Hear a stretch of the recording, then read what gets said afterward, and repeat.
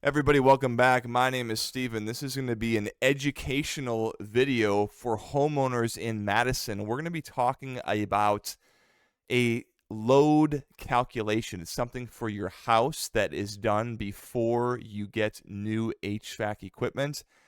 This is a public service announcement. It's meant to help you. If you don't find it helpful, smash the dislike button and move on and keep on going and learning and find the right stuff. I happen to believe all this information, think it's all accurate, so I hope that this is beneficial. So let's talk about your situation.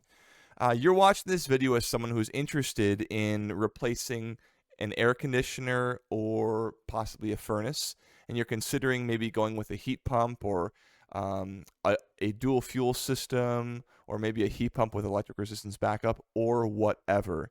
And you're wondering what this load calculation thing is. So let me give you a little bit of background. Your house, in its most basic form, is a container. And the job of the container is to keep the inside in and the outside out. Your house is really an environmental separator. That's all it's doing, okay? So that shell, that building envelope, its job with its exterior walls and windows and doors is to really separate the inside from the outside. And once you're inside, the thing that manipulates the air, that heats it and cools it, dehumidifies it, humidifies it, that's your HVAC system, okay? So there's two parts to your house. Now, your house needs a certain number of heat units when it's cold, and it needs a certain number of cooling units when it's hot, okay?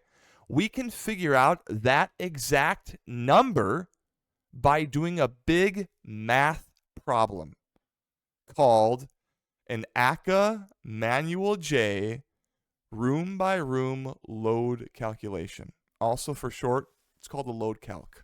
Okay? At the end of the day, we only know how many heat units and cooling units your house needs if we do the math. Here at our business, we do not test. We do not use any rules of thumb. We do not say, oh, well, your neighbor's got a really similar sized house. We put in a 3-ton AC and a 80,000 BTU furnace, and we've had no complaints from them. So let's do the same here. None of that. Every house is different. We do the math.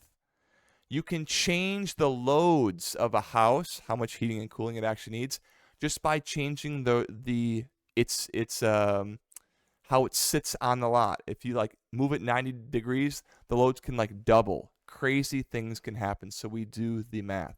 Now, you might ask how. We don't use a pen and paper.